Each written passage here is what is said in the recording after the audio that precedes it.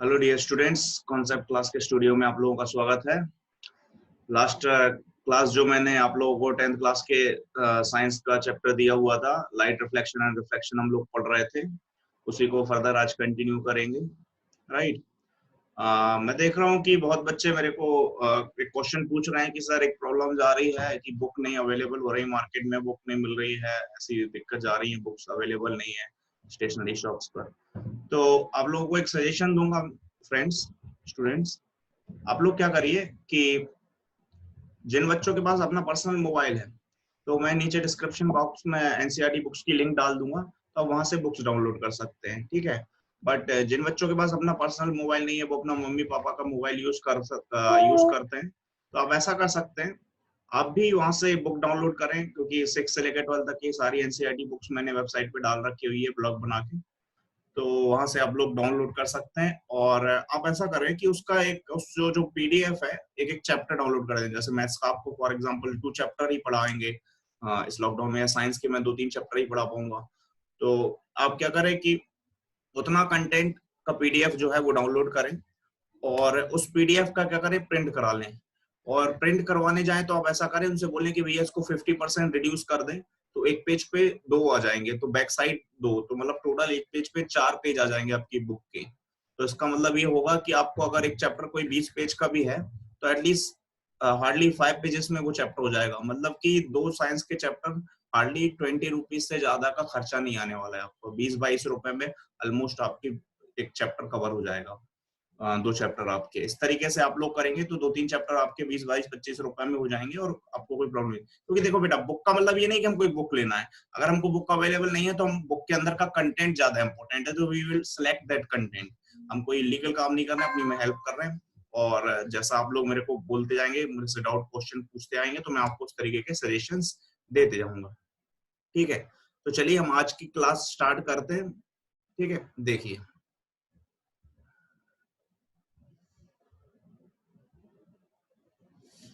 चलिए, तो ये आप लोग देख पा रहे होंगे स्क्रीन। ठीक है।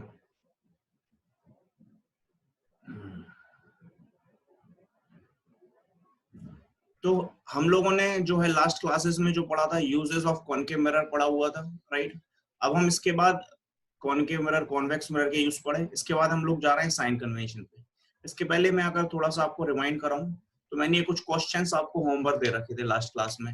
ठीक है। तो उम्मीद करता हूँ कि आप लोगों ने ये जो होमवर्क जो है वो कर लिया होगा। ठीक है। तो फर्स्ट क्वेश्चन जो मैं देख रहा हूँ यहाँ पे, तो ये जो फर्स्ट क्वेश्चन है, define the principal focus of concave mirror. तो ये जो प्रिंसिपल फोकस कॉनकेव मिरर का, तो ये हमने अभी लास्ट क्लास जब हमने पढ़ाया था, तो नोट में मैंने ये प्रिंसिपल फोकस क्या होता है इसकी डेफिनेशन कवर की हुई है। अब वहां से जाके पढ़ लें इसको। ठीक है। प्रिंसिपल फोकस एक वो पॉइंट होता है जहां पे सारी रेज आके मीट करती है, जब वो पैरेलल आती है प्रिंसिपल एक्सिस के, तो उस पॉइंट पे सारी रे आके मीट करती हैं, उस पॉइंट को प्रिंसिपल फोकस बोलते हैं। अब वहां से पढ़ सकते हैं। नेक्स्ट क्वेश्चन जो है, the radius of curvature of spherical mirror. Radius of curvature दी हुई है 20 सेंटीमीटर, और क्या पूछा है, फोकल लेंथ। ठीक है। तो आप जानते हैं फोकल लेंथ क्या होता है, रेडियस का हाफ। तो रेडियस 20 दी हुई है स्पेरिकल मिरर की, तो फोकल लेंथ कितनी हो जाएगी, 10 सेंटीमीटर।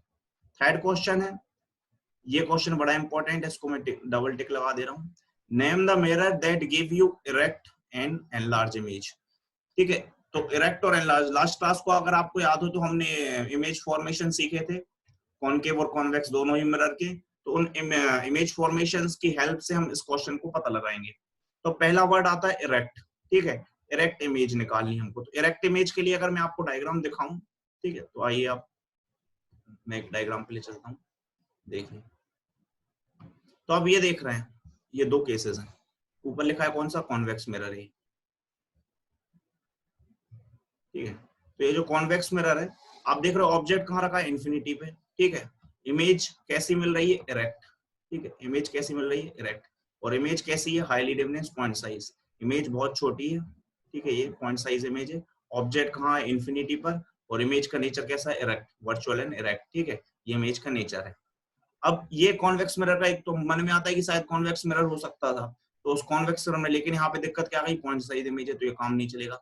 दूसरा ऑप्शन चेक किया हमने, कॉन्वेक्स का डायग्राम। इसमें हम गए तो इसमें ऑब्जेक्ट हमने कहाँ रख दिया, इन्फिनिटी और पोल के बीच में, इन्फिनिटी और पोल के बीच में हमने कहीं भी ऑब्जेक्ट रख दिया। तो हमने ऑब्जेक्ट, ये हमारा ऑब्जेक्ट है, इसमें इमेज कैसी हुई, वेरी स्मॉल और वर्चुअल रेक्ट। तो वर्चुअल रेक्ट हमको चाहिए तो वो तो आ गई, लेकिन कैसी है, स्मॉल है यहाँ पे भी इमेज, ठीक है। तो मतलब ये वाला केस भी नहीं चलेगा।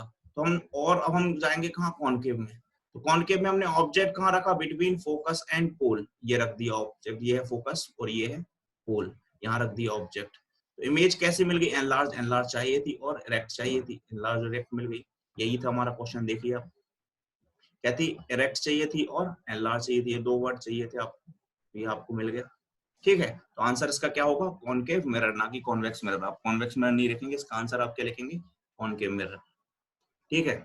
अब क्वेश्चन नंबर 4, ये क्या कह रहा है, why do we prefer convex mirror as a rear view mirror of vehicle. तो व्हीकल के रेयर व्यू मिरर में हम कॉन्वेक्स मिरर क्यों प्रेफर करते हैं। तो रेयर व्यू मतलब कि आपको, जो आप गाड़ी चला रहे हैं तो आपको पीछे का देखना हुआ है, ठीक है, आपके पीछे कौन कौन आ रहा है। Rare view mirror, convex mirror, ये वो मिरर होता है, और अच्छे से अगर मैं बताऊं तो कार का जो डोर पे जो साइड में मिरर लगा रहता है, उस मिरर को रेयर व्यू करते हैं। तो उसका बेसिकली फंडा ये होता है कि पीछे आने वाली जितनी गाड़ियां हैं वो सारी आपको उस मिरर में वो दिखाए, ठीक है। तो अब दिखाए तो अगर फॉर एग्जाम्पल अगर आपने वहां प्लेन मिरर लगा दिया, ठीक है, तो प्लेन मिरर मतलब जितने साइज का ऑब्जेक्ट उतने साइज की इमेज। तो आपको जो उस मिरर में क्या है ना, अगर पीछे ट्रक आ रहा है तो आपको ट्रक नहीं दिखेगा, ट्रक की सिर्फ क्या दिखेगी, हेडलाइट अकेली। तो आपको ऑब्जेक्ट के साथ साथ उसकी इरेक्ट इमेज तो चाहिए, लेकिन कैसे चाहिए, स्मॉल। तो हम कौन सा मिरर प्रेफर करेंगे, देखिए हम मिरर कौन सा यूज करेंगे, ये कॉन्वेक्स मिरर, कॉन्वेक्स मिरर, ये कौन सा मिरर है, कॉन्वेक्स मिरर।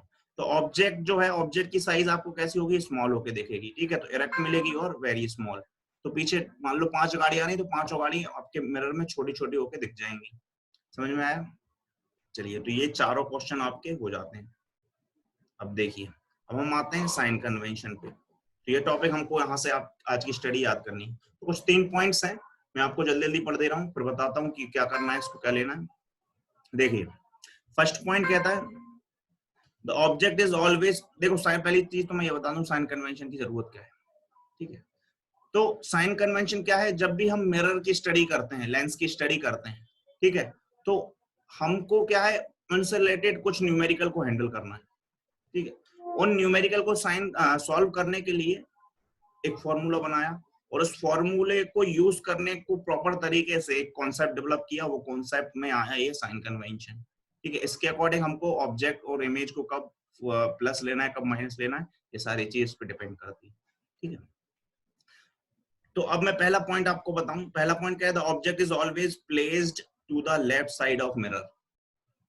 इसने कहा है कि ऑब्जेक्ट जो है वो हमेशा कहाँ प्लेस करो आप, left side. It's not always true. हमको मान लो हमने बोला कि नहीं हमें राइट साइड करना है, तो क्या करोगे, मिरर छुड़ा लोगे क्या, नहीं ना। तो ये वाला पहले पॉइंट के साथ तो मैं नहीं जाऊंगा। इसने बोला है ये ठीक है, इसके अकॉर्डिंग सही है, बट जरूरी नहीं है, इट्स नॉट ऑलवेज। क्योंकि आप जेडबल के क्वेश्चन अगर लगाते हैं तो समटाइम्स वो जो है ऑब्जेक्ट को राइट में भी प्लेस करते हैं और लेफ्ट में भी। तो इस पॉइंट के साथ तो मैं नहीं जाऊंगा। नेक्स्ट पॉइंट कह रहा है all distance should be measure from pole. सारे डिस्टेंस पोल से मेजर होंगे, डेफिनेटली होंगे। ये पॉइंट बिल्कुल सही है, parallel to the principal axis. ये बात हम पोल, तो पोल जो है ना, आपने मिरर देखा तो बीच में सेंटर में अगर यहाँ मिरर रख दोगे तो यहाँ कहीं पोल होगा बीच में, राइट, पोल से मेजर होंगे, ये बात सही है। तीसरा पॉइंट कहता है जो तुम्हारा, वो क्या कह रहा है, take P as a origin and distance measured like that। कैसे, right from the origin positive and taken positive and left from the origin taken negative। इन दो पॉइंट को भी मैं जो है, मैंने आपको सजेस्ट करूंगा कि आप ये दो पॉइंट को लिखें, ठीक है। I will not suggest you that you have to write these 2 points and no need to write this also। तो अब मैंने आपको मना कर दिया कि भाई आपको ये नहीं पढ़ना है, तो पढ़ना क्या है फिर। तो इस और ये डायग्राम भी नहीं बनाना है, no need to draw this diagram, ठीक है। मैं जो बता रहा हूँ आपको, मैं ले चल रहा हूँ एनसीईआरटी बुक में, ये जो लिखा है टॉपिक साइन कन्वेंशन, ये कुछ पॉइंट है पेज नंबर 168 पे, आप इनको पढ़ लेना। मैं ये डायग्राम पे लेके आया हूँ आपको। अब ये डायग्राम देख रहे हैं, इस डायग्राम के नीचे लिखा है new Cartesian sign convention for spherical mirror, ठीक है। देखिए अब इस डायग्राम को, तो आपको जो है डायग्राम यही ड्रॉ करना है। ये आप मिरर देख रहे हैं, इस डायग्राम में कॉनकेव मिरर बना हुआ है, कॉनकेव मिरर में पीछे कांटे लगे हुए होते हैं, पीछे कांटे लगे हुए हैं, ये आपको समझ में आ गया। यानी कि क्या हुआ, this surface is your reflecting and this surface is not reflecting। ये समझ में आया? अब बात करते हैं। तो उसने वो पॉइंट बनाए थे, लेकिन उन पॉइंट को मैंने बोला कि आपको नहीं मानना है, तो मैं बोलूंगा सबसे पहला पॉइंट जो आपको मानना है वो है, सपोज भाई उसने बोला कि ऑब्जेक्ट जो है, यहाँ पे मैं आपको पॉइंट पे ले जाऊं, उसने बोला कि object is always placed to the left side of mirror. मैं बोलता हूँ ऐसा नहीं भाई, मैं बोलूंगा कि object is always placed in front of the reflecting surface of mirror. Mirror की रिफ्लेक्टिंग सरफेस के फ्रंट पे ऑब्जेक्ट जो है वो आपको प्लेस करना है। कहां प्लेस करना है? रिफ्लेक्टिंग सरफेस के फ्रंट पे। यानी कि ये मिरर है तो उसका रिफ्लेक्टिंग सरफेस इस साइड हुआ, तो ऑब्जेक्ट जो है आपको इस साइड रखना है, ना कि पीछे। पीछे कोई ऑब्जेक्ट रखेगा क्या भाई? आप मिरर के पीछे खड़ोगे तो आपको अपना चेहरा दिखेगा क्या? नहीं दिखेगा ना। तो इसका मतलब सिंपल है कि मेरा कहना यह है कि ऑब्जेक्ट को आप हमेशा कहां प्लेस करो? इन front of the reflecting surface, in front of the mirror. ये मेरा पहला पॉइंट है, ठीक है। तो इसके पहले पॉइंट को मैंने जो है इस तरीके से बदला। दूसरा पॉइंट इसका यही का यही ले लेंगे, दूसरा पॉइंट इसका सही है, ये मान लेंगे हम, ठीक है। अब इसका जो तीसरा पॉइंट है, इसके तीसरे पॉइंट को मैंने बोला कि ये तो टोटली रिप्लेस करना है, तो इस तीसरे पॉइंट की जगह हम लगाएंगे क्या, वो मैं बता रहा हूँ। देखिए, तो अब हम क्या करेंगे कि आप ये देख रहे हो, ये जो ए बी देख रहे हो ना आप, ये जो है ऑब्जेक्ट, ये क्या है? ऑब्जेक्ट। क्या है ये? ऑब्जेक्ट, ठीक है। तो ऑब्जेक्ट आपने कहा फ्रंट किया? मिरर के फ्रंट में आपने ऑब्जेक्ट रख दिया, गॉट इट। तो ऑब्जेक्ट से निकलने वाली रेस कैसी होती है? इंसिडेंट रे होती है, इंसिडेंट लाइट होता है, ठीक है। तो अगर इंसिडेंट लाइट ऑब्जेक्ट से निकल रहा है तो उस डायरेक्शन में जाएगा, और इस डायरेक्शन को क्या बोलेंगे? Direction of incident light. बोलेंगे नहीं बोलेंगे? तो इसको मैंने आगे फर्दर ये बढ़ा दिया, ठीक है। मैं इसको ऊपर कर दे रहा हूँ। तो ये जो डायरेक्शन आप देख रहे हो, ये कैसा डायरेक्शन है? Direction of incident light. समझ में आता है? Direction of incident light. तो जितने भी डिस्टेंस आप इस डायरेक्शन में, आपको मेजर कहाँ करना है? सारे डिस्टेंस पोल से, यानी कि स्केल का 0 आपको यहाँ रखना है, और 1 2 3 4 इस तरफ, या 1 2 3 4 इस तरफ ले जाना है, जिस साइड भी मेजर करना हो। अगर ऑब्जेक्ट को मेजर करना है तो ऑब्जेक्ट इस तरफ रखा है तो 0 वहां आ गया, और 1 2 3 4 इस डायरेक्शन में जाएंगे। और अगर इस तरफ कुछ भी चीज है तो यहाँ 0 आ गया, और इस तरफ 1 2 3 4 जाएंगे स्केल के। समझ में आता है? तो पहला पॉइंट ये कह रहा है कि in the direction of incident ray we will consider as positive sign. In the direction of incident ray we will consider as positive sign। अगर आप इंसिडेंट रे के डायरेक्शन में पॉजिटिव साइन लेना है तो आप उसमें क्या लिखेंगे? पॉजिटिव हम एक्स एक्सिस या वाई एक्सिस नहीं बोलेंगे, हम बोलेंगे in the direction of incident ray we will consider as object positive sign. In the direction of incident ray we will consider as positive. और कहाँ मेजर हो रहा है? तो इंसिडेंट रे का डायरेक्शन कहाँ हुआ? मिरर के पीछे, इस तरफ। तो इस तरफ अगर जो भी ऑब्जेक्ट आप मेजर कर रहे हो तो वो कैसा हो गया? पॉजिटिव हो गया, ठीक है। कल को आप, तो उसमें आपको ये नहीं कंफ्यूजन होगा कि आपको ऑब्जेक्ट लेफ्ट में रखना था मिरर के कि राइट में रखना था। समझ में आता है? यस। दूसरा पॉइंट क्या है? अगर अब ये तो डायरेक्शन ऑफ इंसिडेंट हो गया, तो जो उल्टा जा रहा है ये वाला डिस्टेंस, ये क्या बोला जाएगा इसको? Opposite to the direction of incident ray, it will be considered as negative. तो इसको क्या बोलेंगे? opposite to the direction of incident ray will be considered as negative। ध्यान से सुनिए, opposite to the direction of incident ray is considered as negative। opposite to the direction of incident ray is considered as negative। तो जो भी distance इस direction में आएंगे उनको हम कैसे लेंगे? नेगेटिव लेंगे, ठीक है। चलिए, तो अब ये आपको हो गया राइट हैंड साइड का और लेफ्ट हैंड साइड का। अब तीसरा पॉइंट कहता है कि अब जो भी डिस्टेंस अपवर्ड जाएंगे, तो तीसरा पॉइंट यहीं पे आप देख सकते हैं क्या लिखा है, ये मतलब ये कि perpendicular to the above the principal axis is taken as positive. ये सही बात है, यहाँ पे आप देख लो, perpendicular to the above the principal axis taken as positive, सही बात है। और नेक्स्ट जो है, यहाँ पे ऊपर भी लिखा है हाइट अपवर्ड इज पॉजिटिव, और यहाँ पे लिखा है हाइट डाउनवर्ड इज नेगेटिव, ये लिखा है। तो ये दो पॉइंट ये मान लेंगे। तो आपको चारों पॉइंट समझ में आए। पहला पॉइंट क्या है कि object is always placed in front of the mirror. Second point क्या है? Direction of incident ray is taken as positive. Third point क्या है? Direction opposite to the incident ray is taken as negative. Fourth point क्या है? Direction upward, height upward is taken as positive, height downward is taken as negative. Simple, very good. Next आगे चलते हैं, ठीक है। तो यही डायग्राम बनाएंगे, और ये जो पॉइंट मैंने बोले हैं इनको ध्यान से सुनेंगे और यही पॉइंट लिखेंगे। इससे बेटर ऑप्शन, मतलब इससे बढ़िया कोई भी आपको नहीं बताने वाला है, ठीक है। अब चलते हैं हम वापस से यहाँ पे रिवीजन नोट्स में। चलिए, तो हो गया साइन कन्वेंशन। इसके बाद आते हैं हम फॉर्मूलेज में। तो आपको सबसे पहले आएगा एक मिरर फॉर्मूला, ये बहुत इंपॉर्टेंट है। एफ, ये कैपिटल एफ की जगह आप स्मॉल एफ लिख लेंगे। तो ये क्या है? स्मॉल एफ क्या होता है? Focal length. 1/f is equal to 1/v plus 1/u। Class 12th में जब आप पहुंचेंगे तो इस फॉर्मूले को प्रूफ करना भी वहां आपको सिखाया जाएगा, वहां सिलेबस में दिया हुआ है। अभी आपको प्रूफ नहीं है, सिर्फ फॉर्मूला है। तो you have to learn this formula, it is very important to solving the numerical related to mirror. देखिए अब f क्या है, distance between pole and f, focus और पोल के बीच का डिस्टेंस यानी कि फोकल लेंथ। v क्या है, इमेज और पोल के बीच का डिस्टेंस यानी कि इमेज डिस्टेंस। u क्या है, ऑब्जेक्ट और पोल के बीच का डिस्टेंस यानी कि ऑब्जेक्ट डिस्टेंस। v इमेज और पोल के डिस्टेंस का इमेज डिस्टेंस हो गया, u ऑब्जेक्ट डिस्टेंस, और r क्या है, रेडियस ऑफ कर्वेचर। ठीक है, तो रेडियस ऑफ कर्वेचर का हाफ क्या होता है, फोकल लेंथ। तो ये फॉर्मूला दूसरा आ गया। देखिए अब आता है मैग्निफिकेशन। ये दोनों फॉर्मूले बहुत इंपॉर्टेंट है, अभी हम क्वेश्चन लगाएंगे, यूज करेंगे। इसके बाद आता है क्या, मैग्निफिकेशन। मैग्निफिकेशन क्या होता है, it is expressed as the ratio of height of image to the height of the object. Image और height of image and height of object का रेशियो। m इक्वल्स टू क्या हो गया, height of image upon height of object. Height of image क्या है, h dash, और object की height क्या है, h। देखिए तो h डैश से हमने किसको रिप्रेजेंट किया, हाइट ऑफ इमेज, और ऑब्जेक्ट की हाइट को किससे, h से। अगर मैं आपको फिर से दिखाऊं, देखिए डायग्राम में आइए, ये देख रहे हैं आप, तो ये क्या है आपकी इमेज, ठीक है, कैसी है, वर्चुअल रेक्ट। तो इसकी हाइट क्या हो गई, h डैश, और ये क्या हो गया आपका ऑब्जेक्ट, ऑब्जेक्ट की हाइट क्या हो गई, h, ऑब्जेक्ट की क्या हो गई h, और इमेज की हाइट क्या हो गई, सॉरी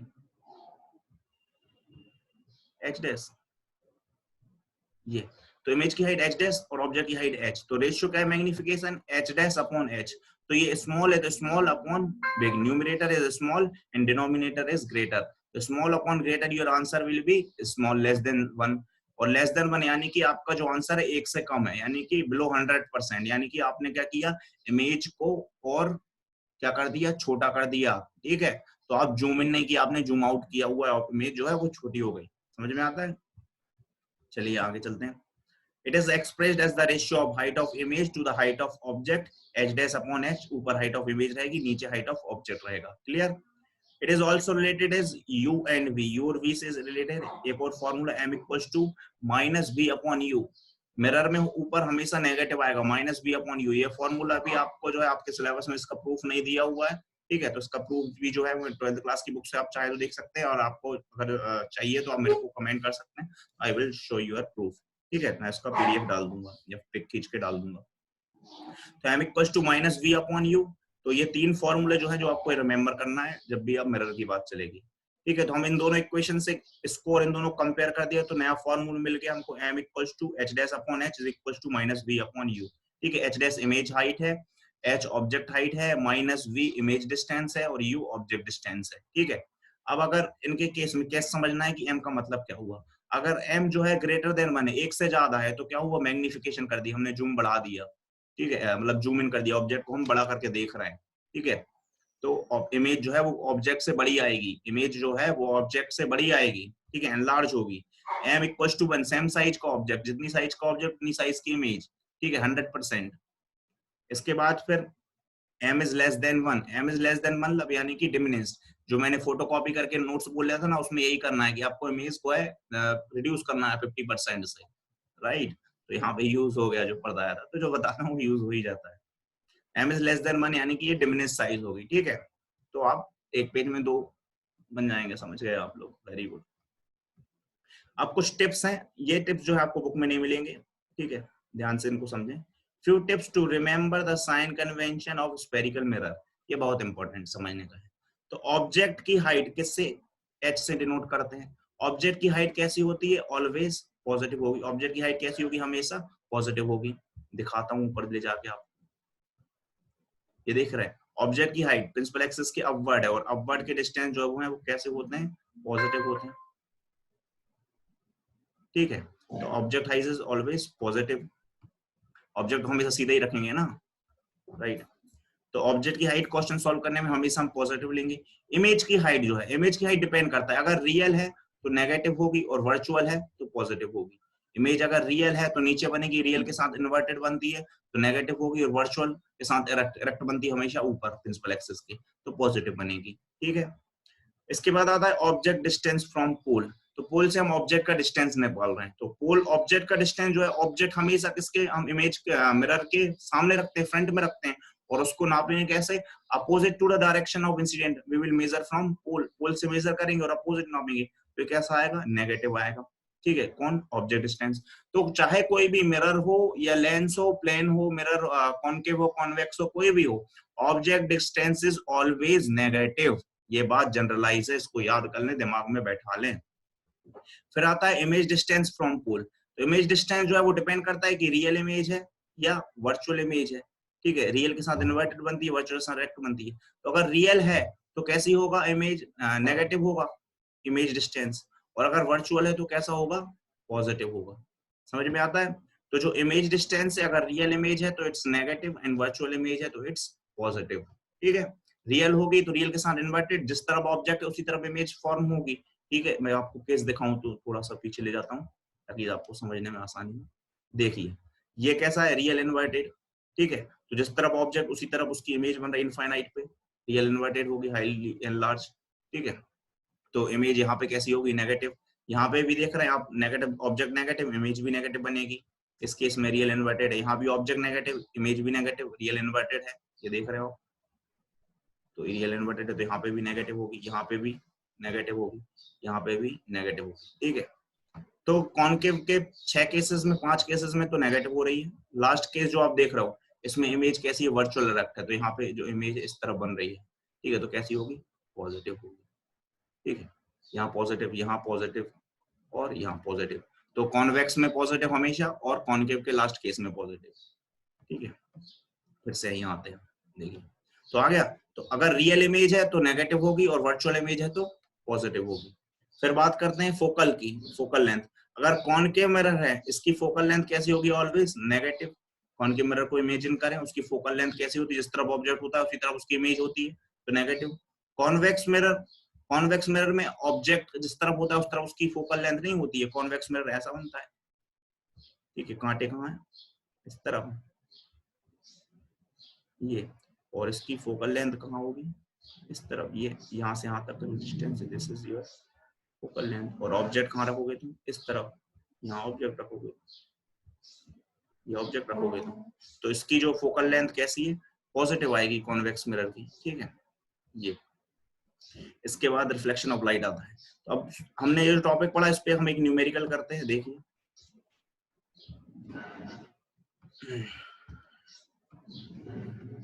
ये फॉर्मूले पढ़ा दी, आप ये देख रहे हैं न्यूमेरिकल 10 पॉइंट।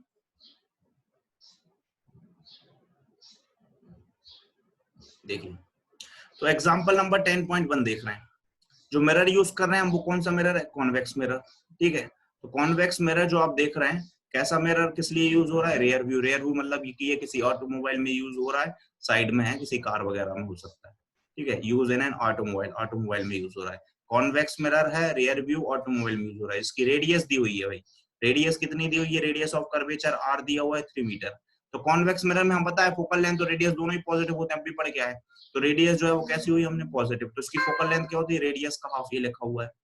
फोकल लेंथ क्या होती है, रेडियस का हाफ, यानी कि 3 का हाफ 1.5, या 1.5 मीटर हो गया, कोई भी पॉजिटिव होगा। ठीक है, वेरी गुड, फुल स्टॉप। इसके बाद आगे क्वेश्चन दिया है, if a bus is located at 5 metre from this mirror. एक बस जो है वो पीछे आ रही है भाई आपके, कितने, 5 मीटर पे, 5 मीटर पे एक बस जो है आपके पीछे से आ रही है। ठीक है, तो अब वो उस बस 5 मीटर की दूरी पर है, हमको उसका क्या फाइंड करना है, पोजीशन पता लगानी है। नेचर, बेटा नेचर तो समझ में आ गया, कैसा है, वर्चुअल इनडायरेक्ट। कैसे पता चला, कॉन्वेक्स मिरर में दो ही केस, मतलब एक ही केस होता है वर्चुअल इनडायरेक्ट का, तो वही है। फिर साइज ऑफ इमेज पता करनी है हमको, तो ये हम पता लगा लेंगे। ठीक है, पोजीशन मतलब कि v फाइंड आउट करना है, और साइज ऑफ इमेज यानी कि h डैश, तो v फाइंड आउट करना है आपको और h डैश फाइंड आउट करना है। ये दो चीज आपको फाइंड आउट करना है। हम क्या यूज करेंगे, मिरर फॉर्मूला। तो since we know that 1/v is equals 1/v plus 1/u is equals to 1/f, ये क्या है हमारा, ये मिरर फॉर्मूला है। तो ये फॉर्मूला हम यूज करेंगे यहाँ पे। ठीक है, तो हमने क्या किया, अब ये हमको v फाइंड आउट करना है, तो इस टर्म को ट्रांसपोज किया इस तरफ, तो हो जाएगा 1/v is equal to 1/f minus 1/u। और u कितना दिया है तुमको बेटा, देखो यहाँ पे u कितना दिया है, ऑब्जेक्ट डिस्टेंस -5।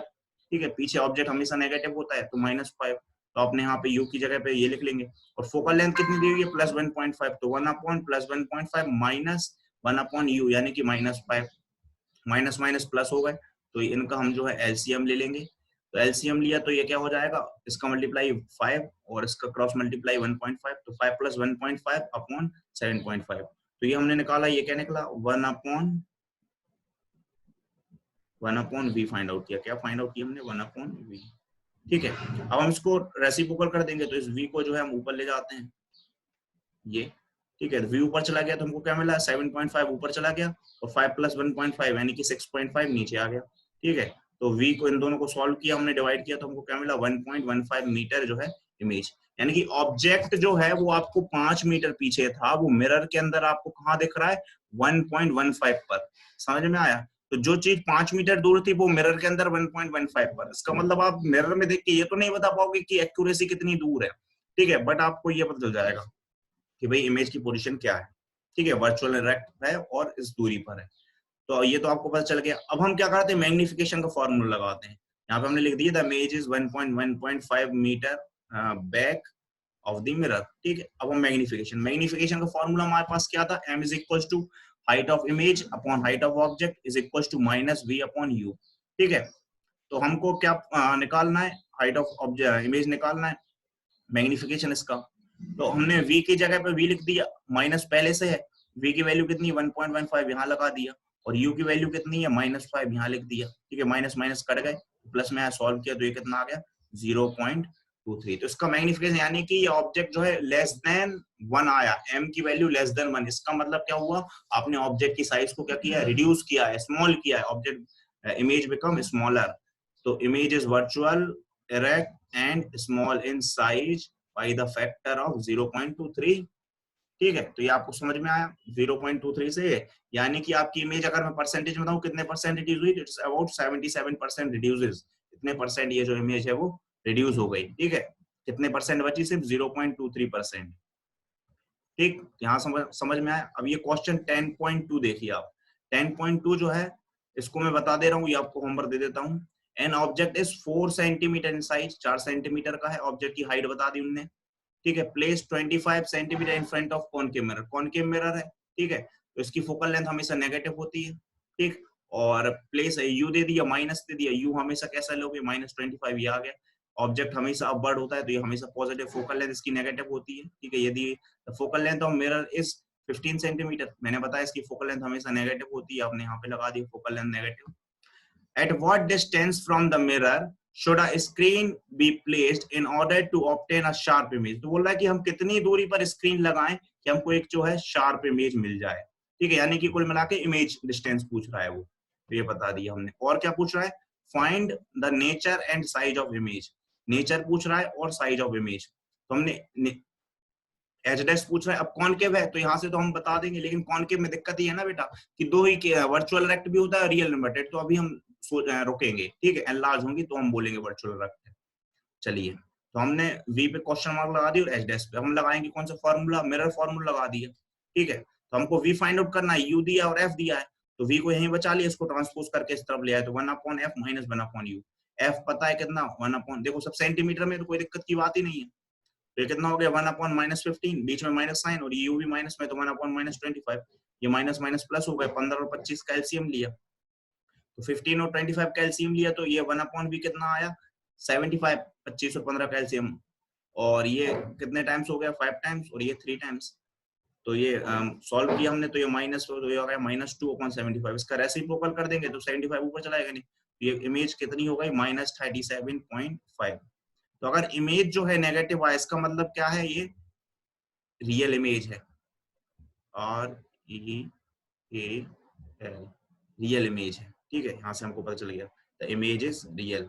अगर इमेज नेगेटिव है, मैंने अभी बताया था, आप थोड़ा सा ध्यान देंगे तो, क्योंकि इमेज जो है जिस तरफ ऑब्जेक्ट है, अगर मैं डायग्राम थोड़ा सा आपको इमेजिन कराऊं तो ये सॉरी ये जो है कॉनकेव मिरर बना दो, पीछे कांटे लगाने पड़ेंगे। ठीक है, तो ऑब्जेक्ट जिस तरफ, ऑब्जेक्ट नेगेटिव, इमेज भी उसी तरफ बनी होगी शायद, ऐसी कुछ। ठीक है, तो ऑब्जेक्ट भी इस तरफ तो इमेज भी इस तरफ, तो ऑब्जेक्ट नेगेटिव तो इमेज भी नेगेटिव। ठीक है, इसलिए यहाँ से पता चल गया मेरे को रियल है, और रियल के साथ बनती है इन्वर्टेड यानी कि उल्टी आएगी, तो इमेज की एच डैश भी नेगेटिव आएगा, यहाँ से पता चल गया। अब फॉर्मूला लगाया मैंने, m is equal to h dash upon h equal to -v upon u। तो हमको माइनस v पता है, u पता है और क्या पता है, h पता है, h डैश निकाल लेंगे, वेरी गुड। तो हमने h का मल्टीप्लाई यहाँ कर दिया ऊपर, तो हो गया minus v into H upon you. v की वैल्यू दी हुई है, ये निकाला माइनस 37.5।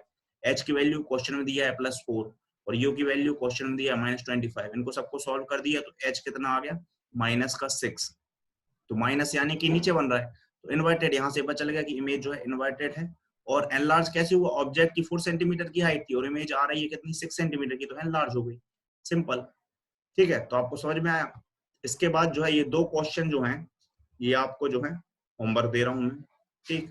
इसके बाद नेक्स्ट वीडियो में हम रिफ्लेक्शन ऑफ लाइट से पढ़ेंगे, ये 2 क्वेश्चन सॉल्व करें आप। कल मिलते हैं नेक्स्ट क्लास में, ठीक है। चलिए, तो इसी तरीके से कोई भी आपको प्रॉब्लम हो, कोई भी डाउट हो, आप मेरे से जुड़ सकते हैं, मुझे कांटेक्ट कर सकते हैं। आज कुछ बच्चों ने बुक से रिलेटेड इशू बताया तो मैंने उसका सोल्यूशन बताया। तो ऐसे करके कोई भी प्रॉब्लम हो आप मेरे को सजेस्ट करें। मैं जो चाहता हूँ कि हर एक बच्चा जो है मुझसे जुड़े, मेरे वीडियोस को देखे, और कोई भी उसको प्रॉब्लम है, नहीं समझ में आता है, कोई भी चीज है, कोई भी इम्प्रूवमेंट चाहता है, तो जस्ट मेरे को कॉल कर सकता है, मैसेज कर सकता है, व्हाट्सएप कर सकता है। फेसबुक पेज है, उसका भी लिंक मैं आज डिस्क्रिप्शन बॉक्स में डालूंगा, और पीडीएफ के लिए मैं ब्लॉग का भी लिंक डिस्क्रिप्शन ब्लॉग में डाल दूंगा, ठीक है। और मेरा मोबाइल नंबर है 8989891385, ठीक है, 3 times 891385। You have remember only 1385, rest of the number will be 89, you have remember definitely। तो आपको जो भी दिक्कत है आप मेरे को बोलें, फोन करें, कॉल करें, मेरे से जुड़ें। और ठीक है, मुझे बच्चों की हेल्प करने में काफी अच्छा लगता है। और thank you so much, bye bye, good day. Keep distancing, corona virus से लड़ें, फालतू घर से बाहर ना निकलें और पढ़ाई करें, ठीक है। चलिए, बाय बाय।